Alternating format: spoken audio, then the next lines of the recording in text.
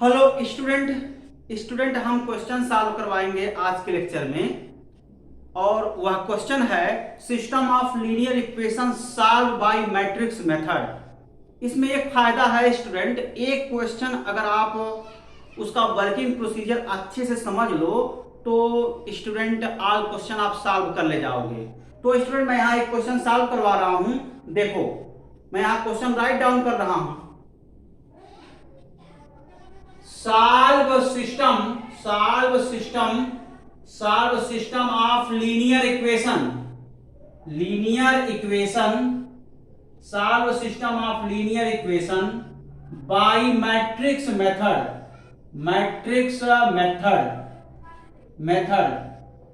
तो matrix method से system of linear equation को सॉल्व करना है। तो student system of linear equation है आपका 2x plus y plus z is equal to 1, x minus 2y minus 3z is equal to 1, 3x plus 2y plus 4z is equal to 5, 2x plus y plus z is equal to 1, x minus 2y minus 3z equal to 1, 3x plus 2y plus 4z equal to 5। तो student ये system of linear equation है। इस system of linear equation को matrix method से solve करना है। It means that student इसके value x y z की वैल्यू डिटरमाइन करना है। तो अब मैं स्टेप बाय स्टेप सॉल्व कर रहा हूं। और मैं स्टूडेंट आपको बता दूं बैक लेक्चर में हम इसका वर्किंग प्रोसीजर भी हम बताए थे। 4 स्टेप का है। फर्स्ट स्टेप में हम सिस्टम ऑफ लीनियर इक्वेशन को मैट्रिक्स इक्वेशन में कन्वर्ट करते हैं। सेकेंड स्टेप में स्टूडेंट हम जो मैट्रिक्स इक्वेशन है ना उस इक्वेशन को ax इक्वल टू बी से कंपेयर करते हैं। a b और x का वैल्यू ऑब्टेन हो जाता है। उसके बाद स्टूडेंट थर्ड स्टेप में हम x equal to a inverse into B तो a इनवर्स कैलकुलेट करते हैं। और फोर्थ स्टेप में सिंप्लीफिकेशन करते हैं।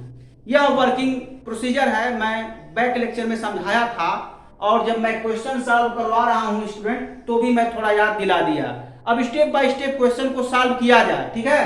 तो देखो सॉल्यूशन हम क्या करेंगे, first we convert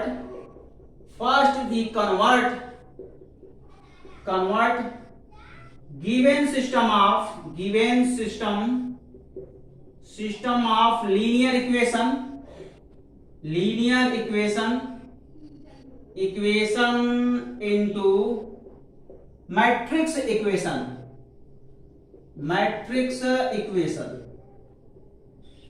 equation. First we convert given system of linear equation into matrix equation. अब ये मैट्रिक्स इक्वेशन को हम ये सिस्टम ऑफ लीनियर इक्वेशन को मैट्रिक्स इक्वेशन में कन्वर्ट करें, कैसे करते हैं। x coefficient of x create first column of coefficient matrix. तो स्टूडेंट 2 1 3 और ये y का कोएफिशिएंट क्या होगा, सेकंड कॉलम क्रिएट करेगा 1 -2 2, z का कोएफिशिएंट 1 -3 4। ये देखो स्टूडेंट 3 क्रॉस 3 का मैट्रिक्स बना और into variable column matrix. It means x y z। ये variable column matrix 3 cross 1 is equal to constant column matrix 1 1 5 1 1 5 3 cross 1। ये इक्वेशन नंबर फर्स्ट है। ये स्टेप फर्स्ट में काम करेंगे स्टूडेंट। स्टेप सेकंड में शॉर्टकट में मैट्रिक्स इक्वेशन लिखेंगे ax इक्वल टू बी, ये इक्वेशन नंबर सेकंड। और यहीं से कंपेयर करा देंगे, कंपेयरिंग इक्वेशन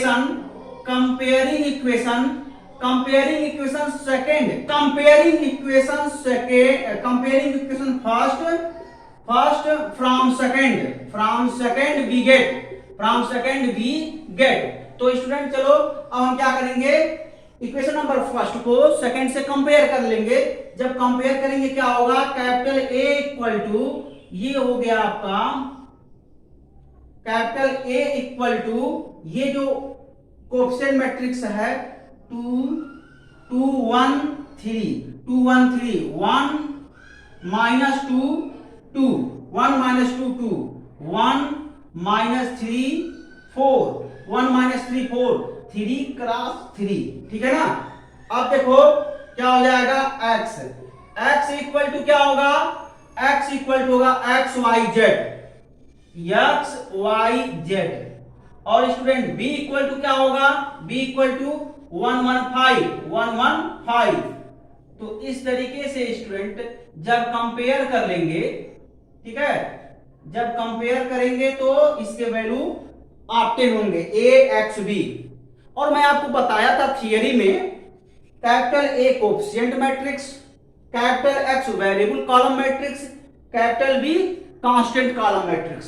तो इसको लिखने की जरूरत नहीं है, बस इतना करने के बाद स्टेप नंबर 3 में एंट्री कर जाएंगे। स्टेप नंबर 3 क्या कहता है, x equal to A inverse B, A inverse calculate करेंगे स्टेप नंबर 3 में।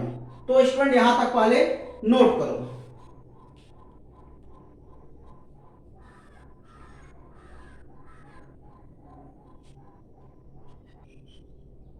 तो स्टूडेंट देखो यहां पर ये जो कोएफिशिएंट मैट्रिक्स है ना, इसी का स्टेप नंबर 3 में हम इनवर्स मैट्रिक्स फाइंड आउट करेंगे।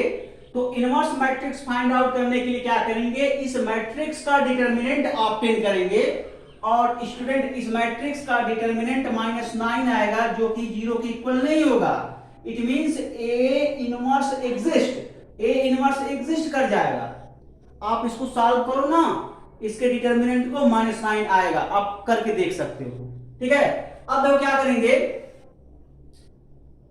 यहां पर देखो स्टूडेंट, यहां पर जो डिटरमिनेंट ए है वो इक्वल हो जाएगा डिटरमिनेंट 2 1 3 1 -2 2 1 -3 4, यही है ना स्टूडेंट। अब देखो क्या करेंगे, ये जो डिटरमिनेंट ए है ना, डिटरमिनेंट ए 2 1 3 1 -2 2 1 -3 4, इसका कोफैक्टर कैलकुलेट कर लेंगे। Cofactors of A equal to 3 cross 3 a11 a12 a13 a21 a22 a23 a31 a32 a33, ठीक है। कोफैक्टर कैलकुलेट करो। तो जब कोफैक्टर कैलकुलेट करोगे ना, तब जाकर के इसका एडजॉइंट लेंगे, उसके बाद फार्मूला इस्तेमाल करेंगे, तब ये ए इनवर्स कैलकुलेट होगा। तो हम 2-3 अवयव का मतलब 2-3 एलिमेंट का हम कोफैक्टर कैलकुलेट कर दे रहे हैं स्टूडेंट, बाकी हम सिमिलरली करके लिख लेंगे, ठीक है। चलो किया जाए। हम सबसे पहले स्टार्ट करते हैं student a11 equal to -1 to the power 1 plus 1 into m11 हो गया। अब यहां से क्या करेंगे, -1 to the power 2 into m11, it means m11 simplification करेंगे तो, और a11 इक्वल टू देखो m11 का मतलब क्या, स्मॉल एलिमेंट स्मॉल a11 का माइनस हुआ। मतलब स्टूडेंट a11 का मतलब यही हुआ कि ये जो a11 है ना, इसी का माइनस कैलकुलेट करेंगे, मतलब 2 का माइनस कैलकुलेट कर लेंगे, ठीक है। तो capital M11 means minus of element A11 का माइनस, ओके स्टूडेंट। तो चलो किया जाए। तो ये रो देखो, यही A11 का पोजीशन, देखो मैं सर्किल कर दिया, ठीक है, सर्किल कर लिया ना, यही A11 का पोजीशन है, ओके स्टूडेंट। अब जब ये A11 का पोजीशन है तो इसका क्या करेंगे, रो कॉलम इग्नोर करेंगे, मतलब फर्स्ट रो और फर्स्ट कॉलम इग्नोर करेंगे। तो कितना आया, first row first column ignore करेंगे तो डिटरमिनेंट्स -2 2 -3 4, और इसको सिंप्लीफिकेशन करो -8 प्लस 6 इक्वल टू -2। देखो स्टूडेंट, ये हम ऐसा काम कर दिए, -2 आ गया। अब यहां से देखो, इसी तरीके से स्टूडेंट हम एक एलिमेंट को और हम कोफैक्टर कैलकुलेट करा रहे हैं। अब मान लो मैं इसका कोफैक्टर कैलकुलेट कर रहा हूं, तो देखो A22 है, इस एलिमेंट का पोजीशन क्या है, सेकेंड रो सेकेंड कॉलम, इसी को A22 बोलते हैं। अब A22 का मतलब हो गया -1 to the power 2 plus 2 into M22। अब यहां से क्या होगा, -1 की पावर 4 इंटू M22, इसको सिंप्लीफिकेशन करो तो M22 हो गया। और यहां से A22 का जो वैल्यू है स्टूडेंट, A22 का वैल्यू मतलब देखो A22 का मतलब ये जो रिंग किया हूं इसी का माइनस मुझे चाहिए। ये किसमें है, किस रो किस कॉलम में है, या सेकेंड रो सेकेंड कॉलम में है। तो स्टूडेंट सेकेंड रो, देखो मैं बकायदा यहां पर डॉटेड लाइन करता हूं, और सेकेंड कॉलम इसको डॉटेड लाइन करता हूं। तो बचा क्या, तो जो बचा उसको मैं यहां डिटर्मिनेंट लिखूंगा, और सेकेंड रो सेकेंड कॉलम यानी 2 3 फर्स्ट कॉलम हो गया, और स्टूडेंट 2 3 के बाद है 1 4। इसको सरल कर लो, 8 में से क्या कर लेंगे, 3 घटा देंगे, आया कितना, 5। तो इस तरीके से स्टूडेंट हर एक एलिमेंट का हम अवयव कैलकुलेट कर लेंगे। मतलब स्टूडेंट यहां देखो A22 का कोफैक्टर हमने कैलकुलेट किया, इसी तरीके से similarly we calculate cofactor of all element. Similarly we calculate cofactor of all element. तो स्टूडेंट यहां आप जो है यहां तक नोट करो, ठीक है। इसके बाद मैं कैलकुलेट किया हूं, मैं डायरेक्ट यूज कर दूंगा, ठीक है। मैं एक को बता दिया ना, मेथड तो बता ही दिया हूं। जैसे हम A11 कैलकुलेट किए हैं, सिमिलरली A22 कैलकुलेट कर लिए। ऐसे ही स्टूडेंट चलो मैं A23 कैलकुलेट कर लूं, एक और कैलकुलेट कराता हूं A23, ठीक है। इरेज करके करता हूं, एक और कर लूंगा, उस पर आपको कॉन्फिडेंस आ जाएगा ना कि कैसे करना है, ठीक है। अब हम कैलकुलेट करते हैं 32 का, इसी का करते हैं 32, A31 A32 मतलब A32 -1 की पावर 3 प्लस 2 इंटू M32, और ये हो गया -M32, -1 की पावर 5 का वैल्यू -1, तो ये आ गया। और A32 is equal to minus determinant. अब देखो सेकेंड देखा क्या है, लिखा है third row second column delete, third row second column, तो third row second column delete, 2113 आया, 2113। ओके स्टूडेंट, ये देखो यहां पर third row second column delete 2113। अब इसको जरा सॉल्व करो, कितना आ गया, ये आ गया देखो 6, यहां से देखो 6 -1 अर्थात ये -5 आया, कैलकुलेट करने पर -5 आया, 6 -1 यानी 5, ये माइनस, तो -5 आ गया। तो इस तरीके से हम कैलकुलेट करते हैं स्टूडेंट, ठीक है। यहां से देख सकते हो जब हम यही एलिमेंट का हम निकाले हैं कोफैक्टर, तो थर्ड रो और 32 सेकेंड कॉलम छोड़ेंगे, 2113, तो 6 -1 यानी 5, इट मींस स्टूडेंट इसका जो वैल्यू है -5 है। तो ऐसे ही ऑल एलिमेंट का हम कोफैक्टर स्टूडेंट कैलकुलेट कर लेंगे, ठीक है। तो मैं कैलकुलेट किया हूं, डायरेक्ट मैं यूज कर लूंगा, तो इसको आप लोग नोट करो पहले।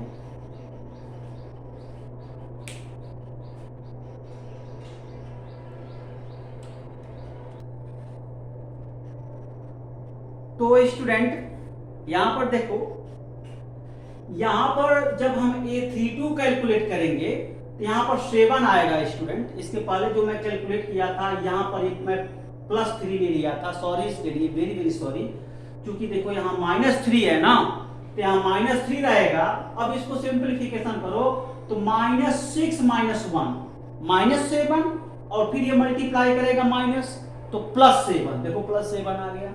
तो सिमिलरली स्टूडेंट जो बचे हुए एलिमेंट है उसका कोफैक्टर ऐसे हम कैलकुलेट कर लेंगे। ठीक है, अब जब कैलकुलेट कर लेंगे स्टूडेंट तो हम कोफैक्टर ऑफ ए जो हम वैल्यू जानते हैं a11 a12 a13 a21 a22 a23 a31 a32 a33 3 cross 3 इसी में क्या करेंगे student a11 a12 a13 a21 a22 a23 a31 a32 a33 इनका वैल्यू इसे पुट कर देंगे। पुट करने के बाद कोफैक्टर ऑफ 10 होगा। तो यहां तक नोट करो।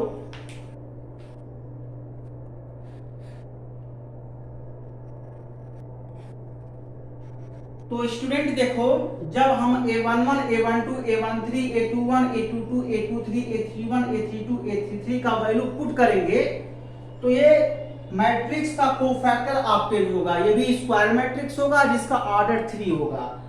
अब क्या करेंगे हम एडजॉइंट कैलकुलेट करेंगे। चलो एडजॉइंट कैलकुलेट किया जाए तो एडजॉइंट ऑफ ए हो गया। ठीक है ना, एडजॉइंट ऑफ ए कैलकुलेट कर लिया जाए स्टूडेंट। तो इस तरीके से हम अपना काम करते हैं। जब आप सिस्टमेटिक सीख जाओगे ना कि किस एलिमेंट का कैसे हम कोफैक्टर फाइंड आउट करते हैं, यही टर्निंग पॉइंट है। इस पर प्रैक्टिस बना लो आप लोग। इसीलिए मैं टेस्ट रखा हूं 3 घंटे का, जिससे आप लोग प्रैक्टिस करो और टेस्ट में बैठो और अच्छा परफॉर्मेंस करोगे तो आपका प्रैक्टिस में आ जाएगा ये सब क्वेश्चन। और 8 नंबर में क्वेश्चन पूछा भी जाता है।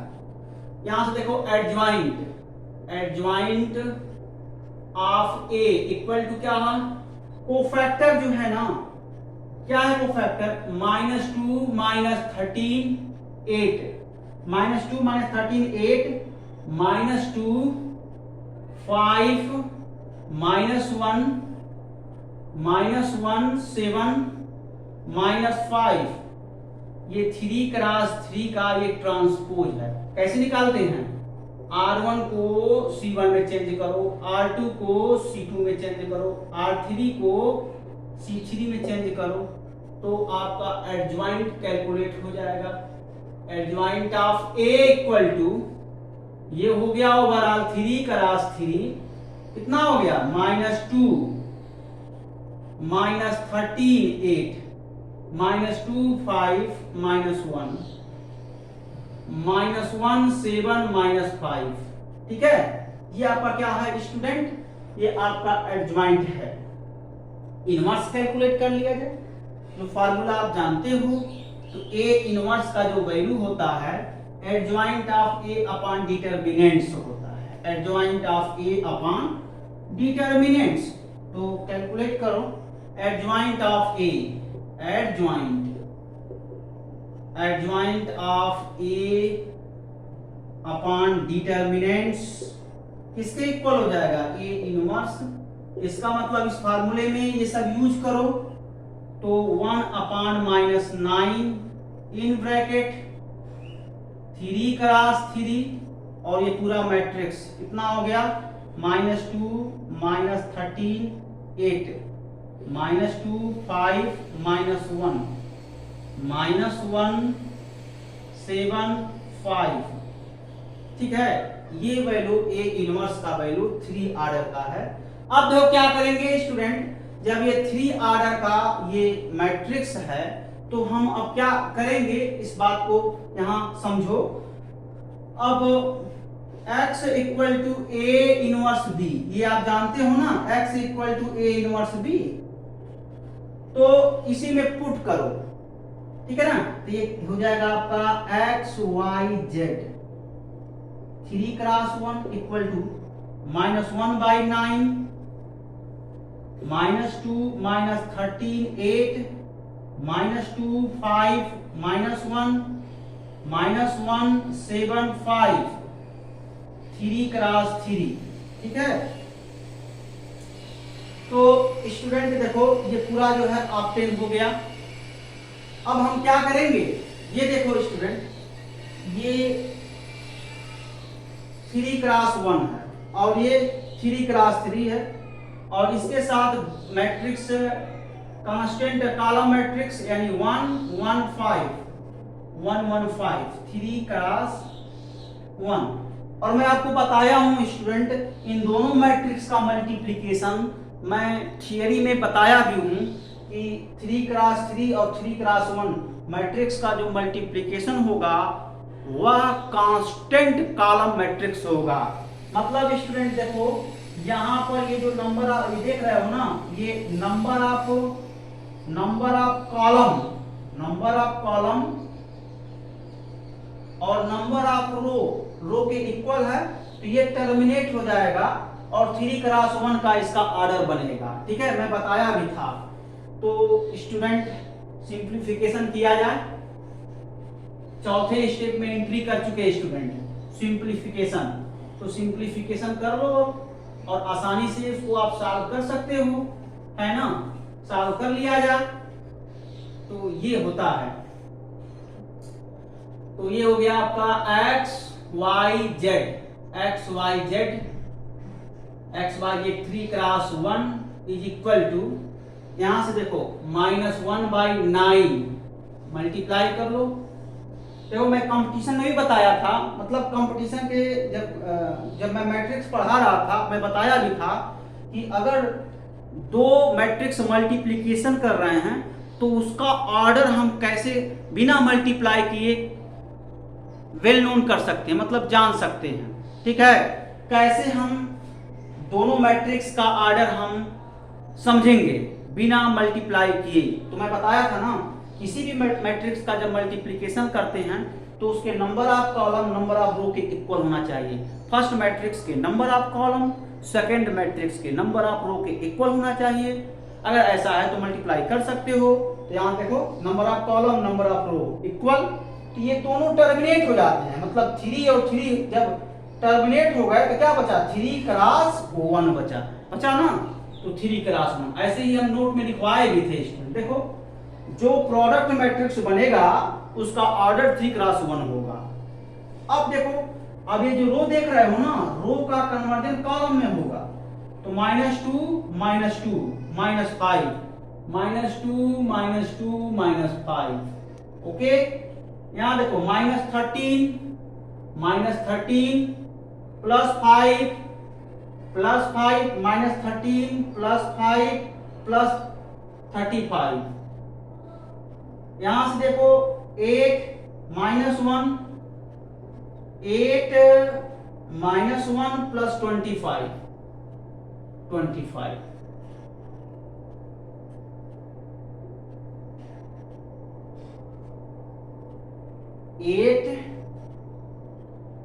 -1 25 कितना हो जाएगा टोटल, 8 -1 25। इसी को सिंप्लीफिकेशन करो, ठीक है ना। अब सिंप्लीफिकेशन करेंगे तो आएगा, यहां से देखो 8 -1 +25,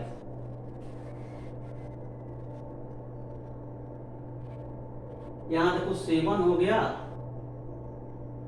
ठीक है, तो यहां तक पहले नोट करो।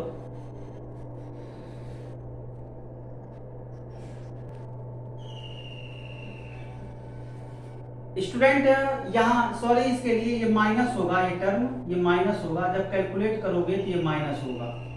ठीक है ना, जब ये टर्म माइनस हो जाएगा, जब ये टर्म माइनस हो जाएगा तो आसानी से ये कितना हो गया, ये टर्म माइनस हो जाएगा। अब सही है, ठीक है ना। तो स्टूडेंट अब यहाँ पर इसको सरल करो, x y z 3 cross 1 is equal to -1/9 कितना हो जाएगा, -9। ये कितना हो जाएगा, देखो ये -8 है और ये 27 और ये -18 हो गया। देखो ये -26 हो गया और -26 में से 8 जब सब्ट्रैक्ट करेंगे तो -18 हो गया। ठीक है, ये है। तो अब कुछ करना नहीं है, बस सिंप्लीफिकेशन कर देना है, प्रॉपर्टी लगा लो उसका, और प्रॉपर्टी लगाने के बाद जो है काम कर बैठेंगे। देखो x y z X Y Z 3 cross 1 is equal to, यहाँ मल्टीप्लाई करें कितना आ जाएगा 1 माइनस 3 2, ये 3 क्रॉस 1, ये 3 क्रॉस 1।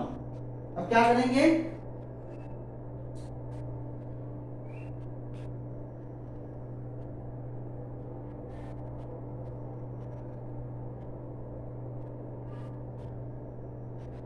ये हो गया x equal to 1, y equal to -3, z equal to 2, x equal to 1, y equal to -3, z equal to 2, x equal to 1, y equal to -3, z equal to 2।